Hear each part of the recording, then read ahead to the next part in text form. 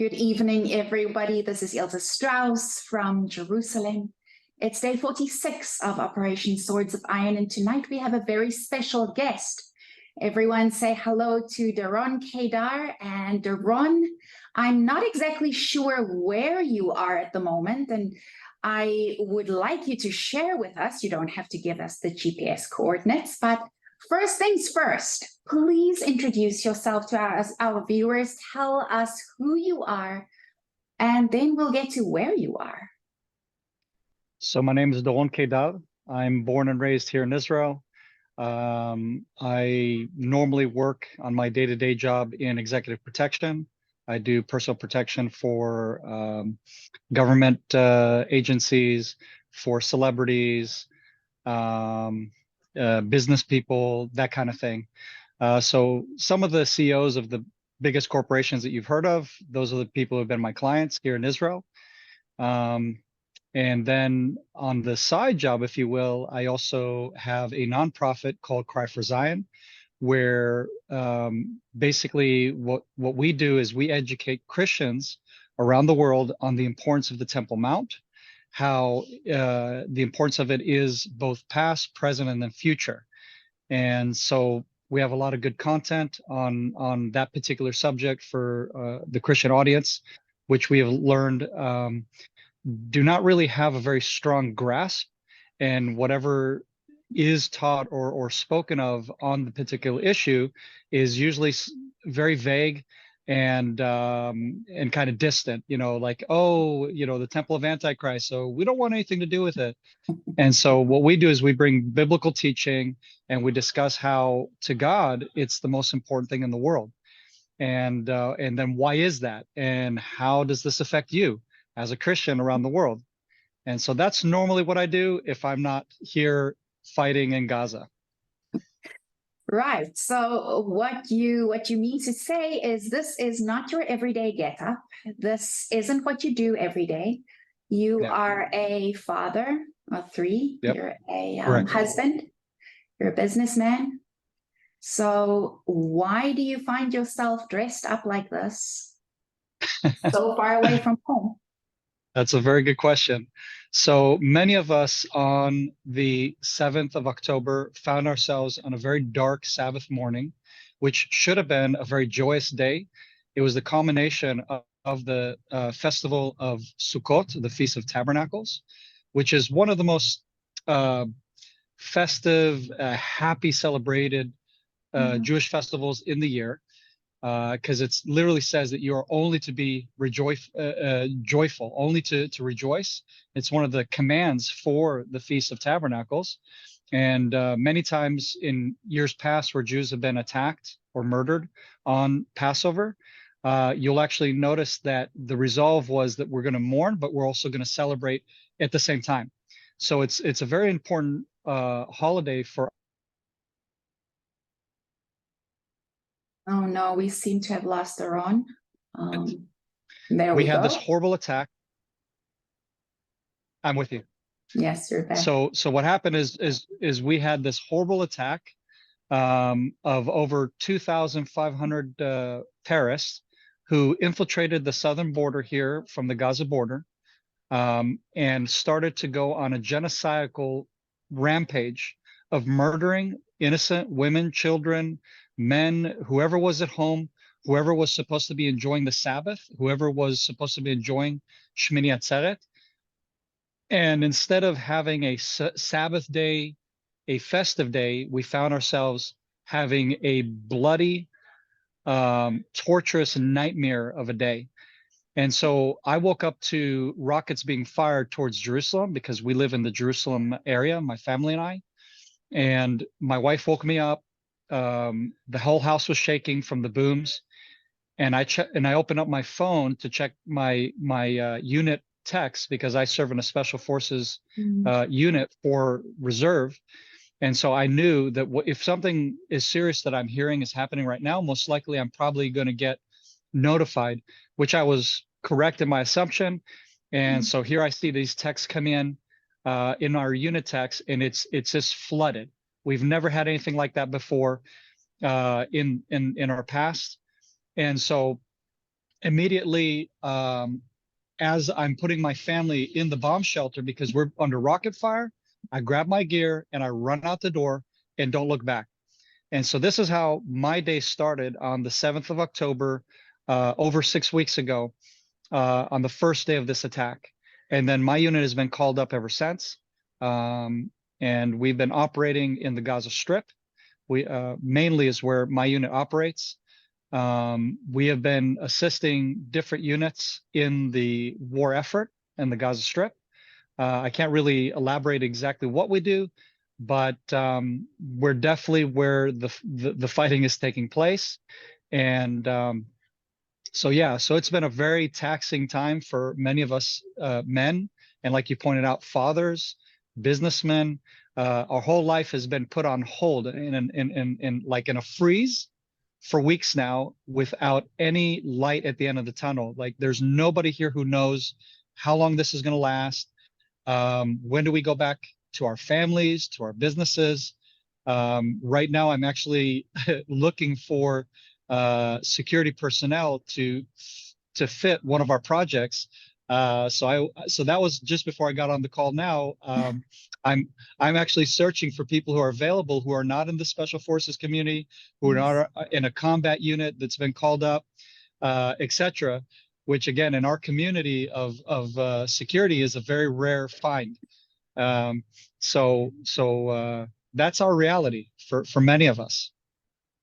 Ron, I want to go back 6 weeks. You Yeah. mentioned that you put your wife and 3 children in a bomb shelter. You grab your gear and you say, honey, all the best to you. Good luck. Be safe. Keep the kids safe. And you go.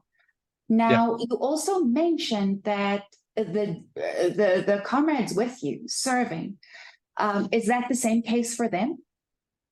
Absolutely. We all found ourselves leaving our families, some under rocket fire, some not necessarily if they're outside the rocket fire radius. But if I recall correctly, every one of my unit literally left their families under rocket fire. And not to mention, with the threat of knowing, because we're getting live feed of what's happening in the infiltration and so on. And can you imagine driving your car to your base where we report, and you get this live feed of they've infiltrated this town and this town and this town, they're raping, they're killing, they're murdering, and you're getting that live. So yeah, it was a very intense day and few days, because we were not really aware of if the terrorists had gotten further. How far did they get? It took a while, because there were so many that infiltrated. And one of my good friends, actually, they broke into his home. He was part of our unit. Right now, he's serving in another unit, actually, that's operating also in the Gaza Strip. And so he hears an infiltration to his home. Of course, he gets his personal weapon. And thank God that the terrorists picked the right house. That was my prayer, is that if they pick any houses, that they pick houses like mine, with people like myself, meaning that we're armed, we're trained, we would know how to handle this worst case scenario of a demon coming to your house. And the reason why I say demon is because these people have lost their humanity. They're so brainwashed and so programmed to hate the Jewish people, that the acts of atrocity and genocide that they execute against us was beyond human. Not even animals. I won't even call them animals, because not even animals would have done what they did. And so this demon comes into a home, and my good friend, who happens to be one of the fastest and most accurate shooters in the country, runs into the terrorists, of course, and drops him at his tracks before the terrorists could think about screaming Allah Akbar or whatever it was that were his last moments on this earth. And that's my wish for, of course, every one of these animals, sorry, demons. I don't want to elevate them more than what they really are, that have come into our homes and done this evil to us. So that's the reality. In some cases, we literally, some of us had to fight the terrorists until we joined our reserve unit and then started operations per the unit that you're in. So that was our reality. In fact, another gentleman who serves with us right now actively, he was part of a special counter-terrorist unit back in the day when he was younger. And he was one of those first responders who got called up from the day of the attack. And literally, he said there were tens of terrorists all around him and his team of guys.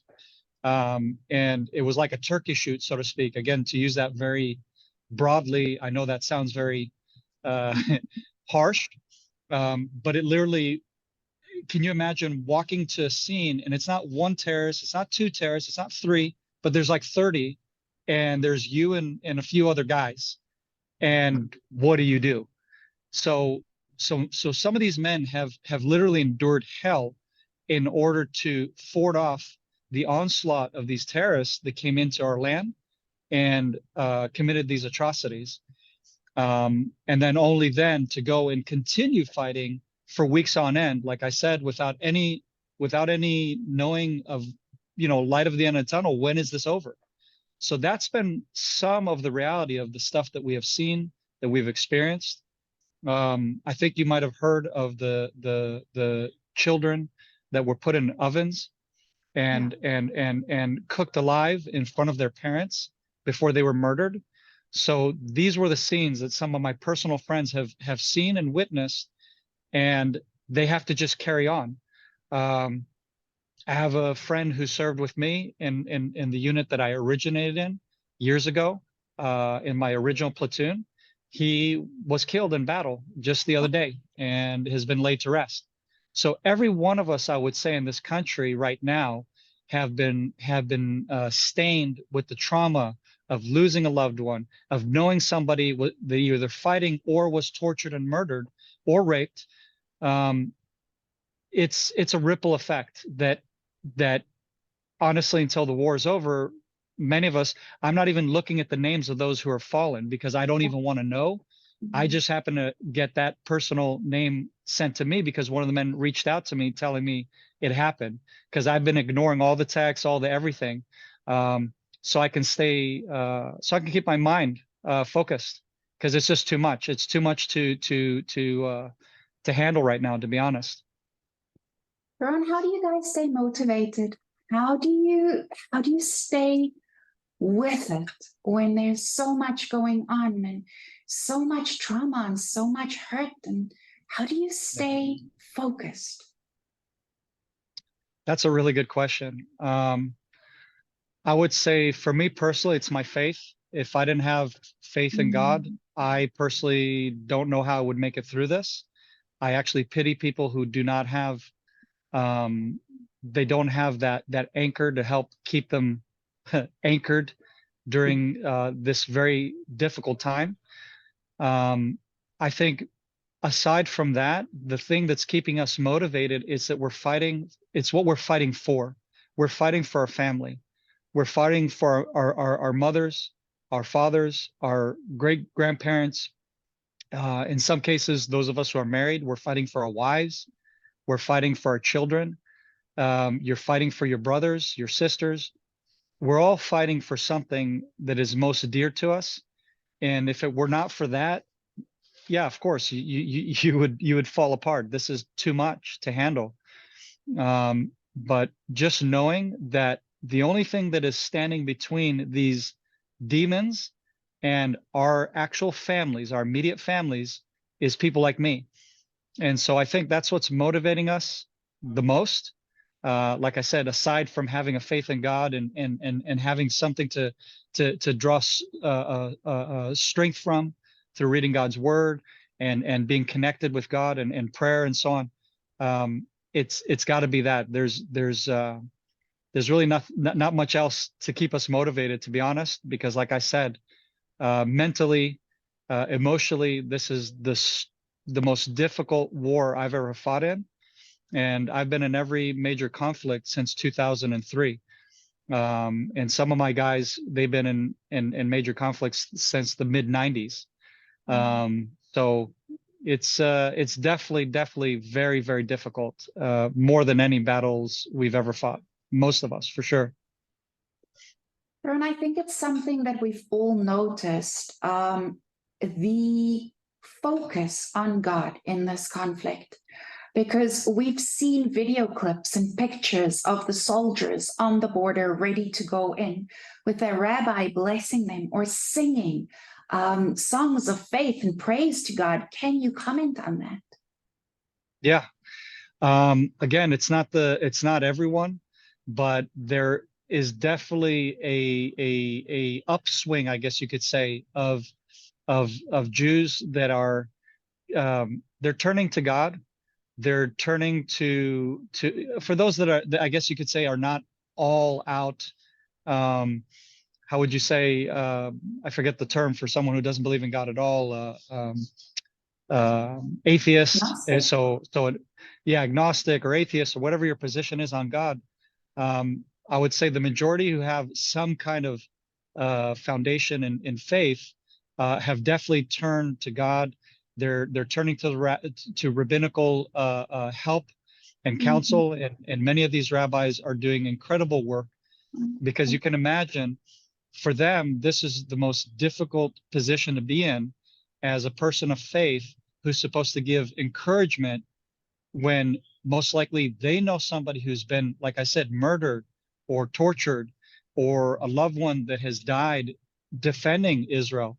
And so they have definitely been a huge source of inspiration to many. Seems like we have a technical blip again. I'll give you an example.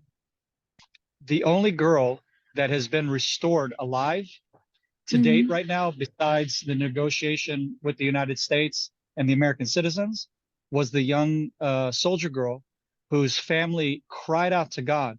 They cried out to God. They took the Torah scroll. They brought it into their home. They did everything they could to really just besiege God and say, please restore our daughter to us, just like we're bringing this, your word, into our home, and we're elevating this above everything else. And to me, that was just a very beautiful act of faith in God, and to see a sliver of hope of seeing an answer to prayer, at least to one family. And my hope and prayer is that all the other families who have loved ones who are in the Gaza Strip right now, if they're alive, that they would be restored to us in one piece and back to their families. And the ones who are not alive, that we would at least be able to bury and mourn those that they had murdered and tortured, which I know for a fact is the case for a good number of the Israelis that were kidnapped. That's almost for sure, unfortunately, with the intel that we have and with the knowledge that we have to date. And all that's still being processed, of course, but you can only imagine that there are going to be many, unfortunately, who are not going to have a happy ending. And that's just the reality of just the evil that these people have done to us. And I can promise you that thousands across the world are praying with you for that specific homecoming. Now, the question I think on everyone's mind listening tonight is, what is it like? I know you can't go into details, but what is it like inside? If anybody's ever seen Saving Private Ryan, I think that is a good context to the level of fighting that we incurred in Gaza. So in the initial first few days that the military decided to go in, we of course met very heavy fire or gunfire resistance from the Hamas terrorists that were hunkered down. They would pop up from every direction through the underground tunnels that they use. They would drop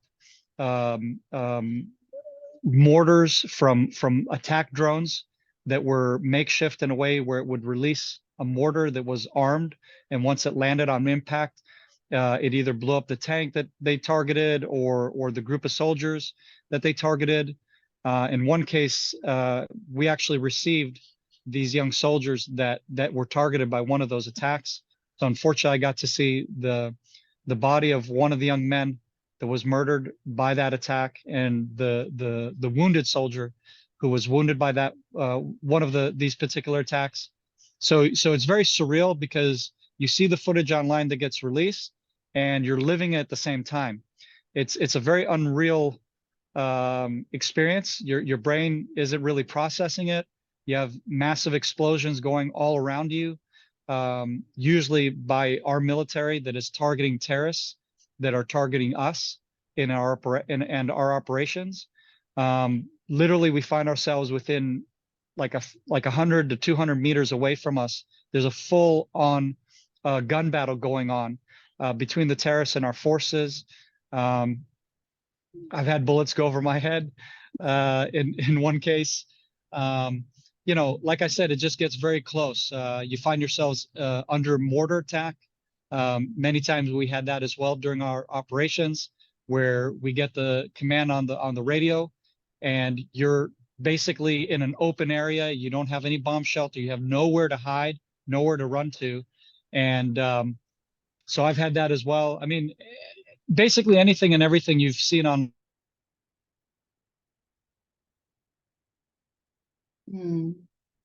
Technical difficulty again. Ah, there we go. You're back. So yeah, so I was just saying it's just very intense, to put it very plainly. It's very intense. And again, at the same time, it's also surreal, to where it's just hard to believe that you're going through that. Because really, at least for us, what we're doing is we're just setting our minds on our mission and the mission at hand.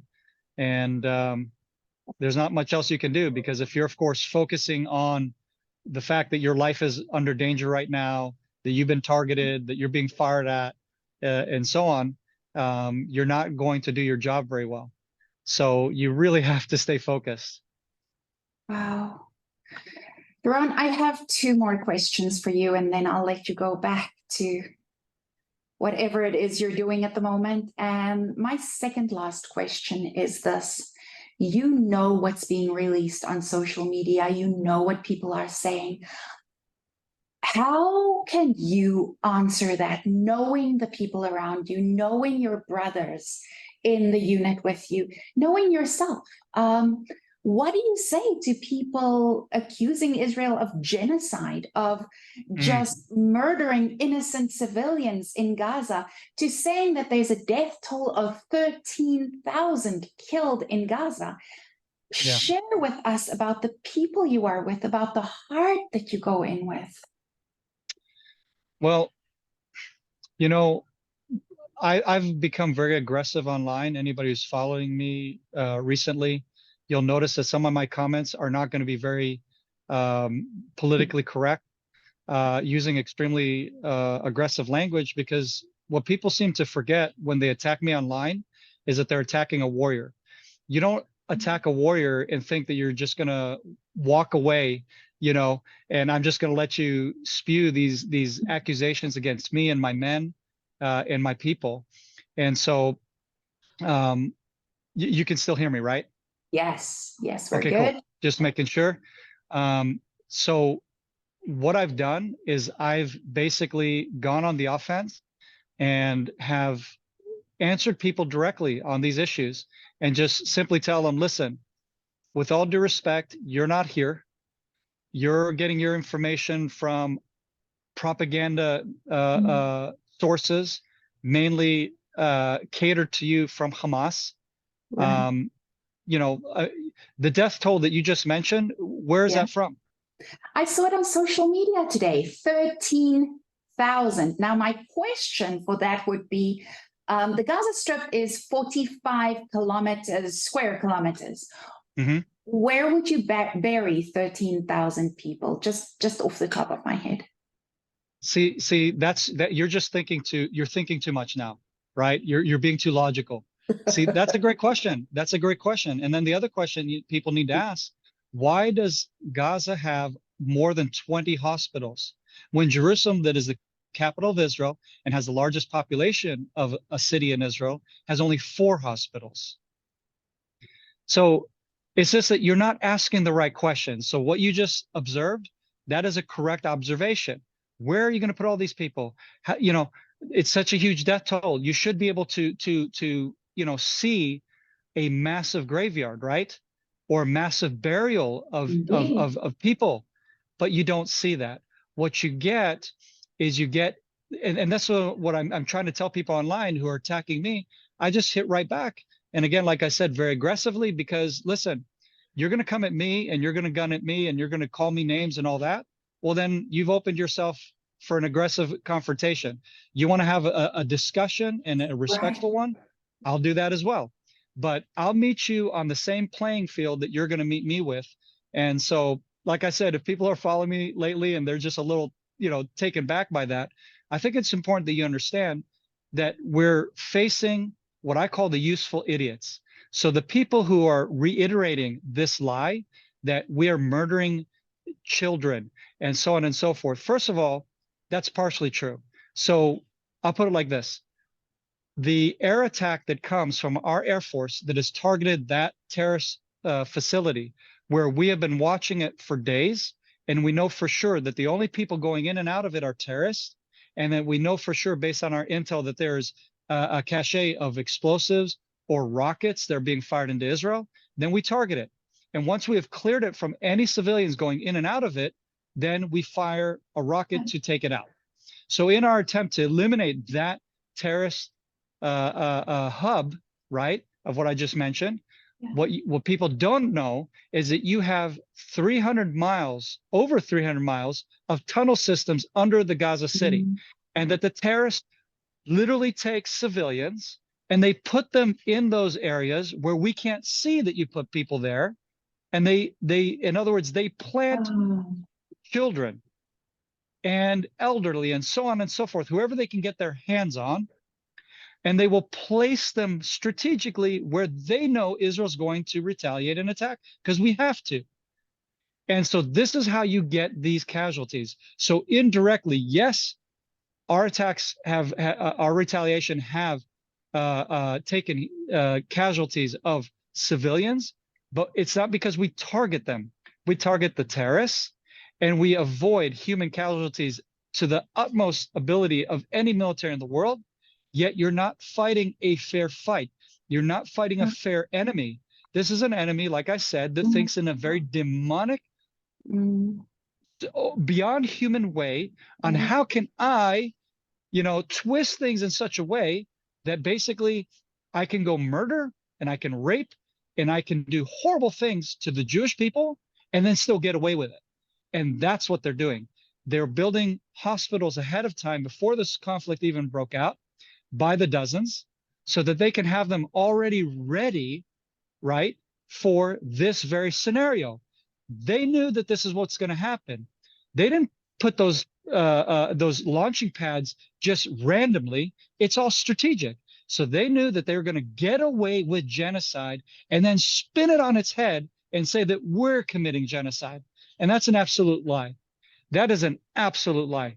And what people need to understand, if you want to blame and put a blame on anyone, then you need to put it squarely on Hamas.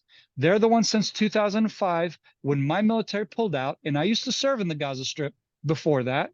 So for me, this was a very sore thing to leave my civilians vulnerable to an attack, which has happened ever since.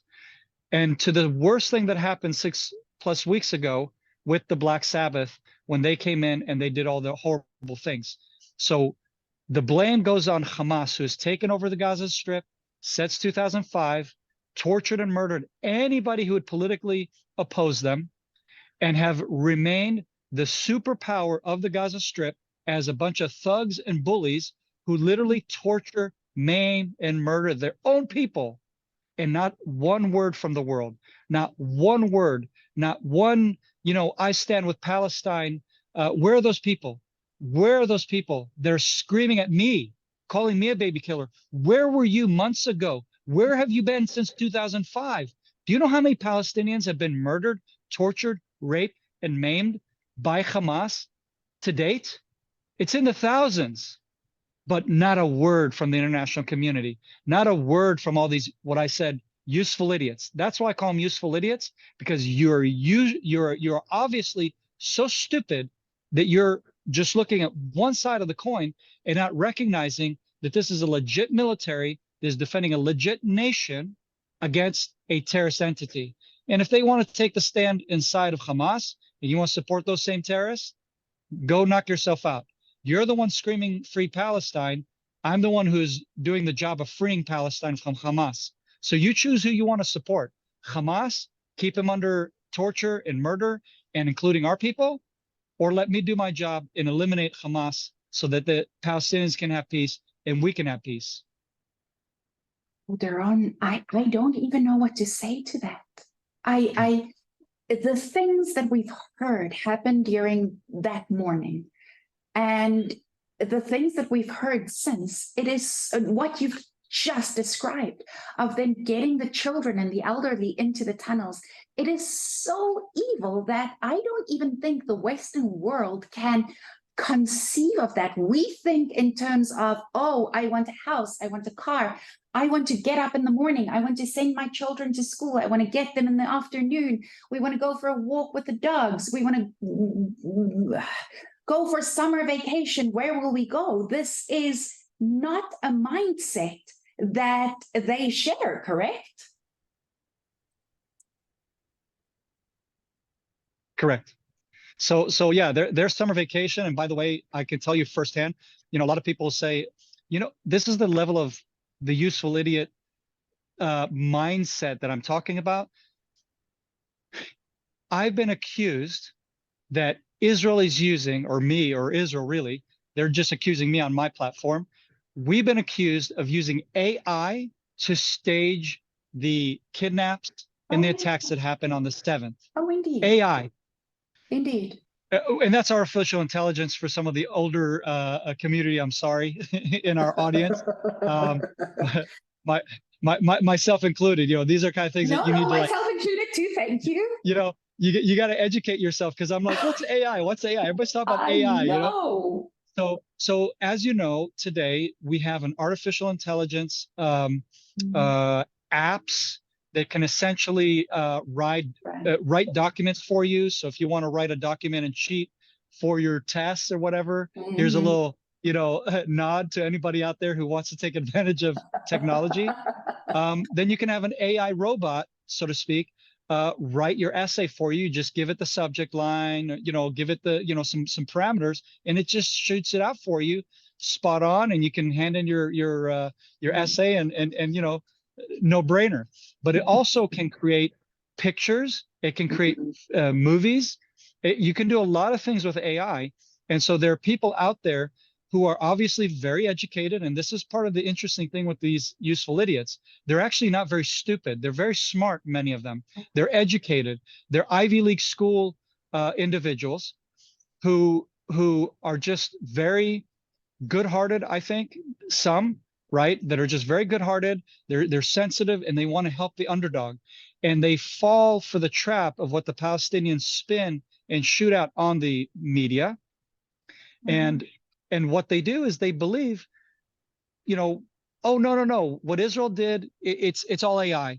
Because look at this footage. This is real footage. It's like they can't determine reality from the fake. And it's just mind-blowing. It's mind-blowing that they fall for these lies. But again, I'm here, boots on the ground, okay? I've witnessed with my own eyes. I've seen and held these T-shirts of these children that go to their summer camps, and it has the terrorist Hamas paraphernalia all over it. And I can send a picture, and I probably should show and upload the picture of the stuff that I've seen. But again, it's because for us, a lot of it is intelligence and it's sensitive. We don't like to put that out there typically. But I think I'm going to start putting out there a lot of the stuff that I've had my hands on, not something that I'm telling you that I've shared the IDF propaganda nonsense. I'm boots on the ground. I'm telling you, I've seen these T-shirts. I've seen the Hamas flags in not the slums of Gaza, in the Beverly Hills of Gaza.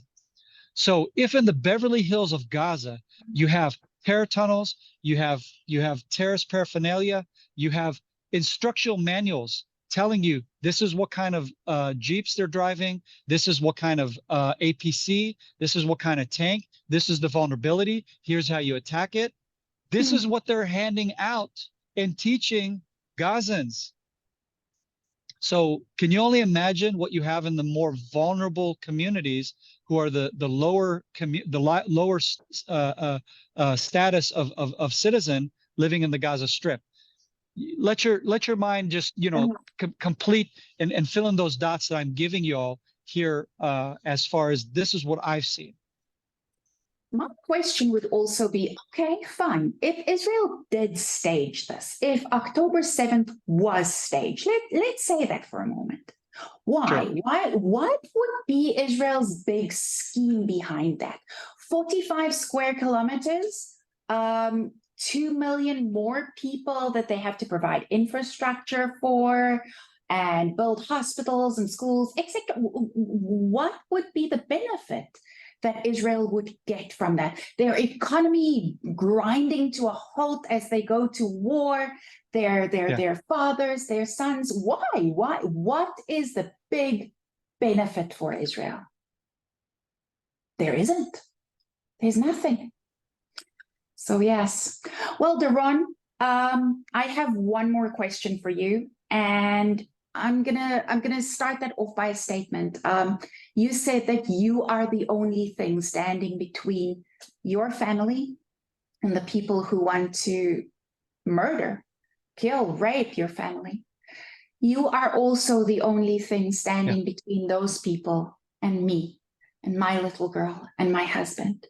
And personally, I would like to thank you for that, because if it wasn't, they would be here. So thank you.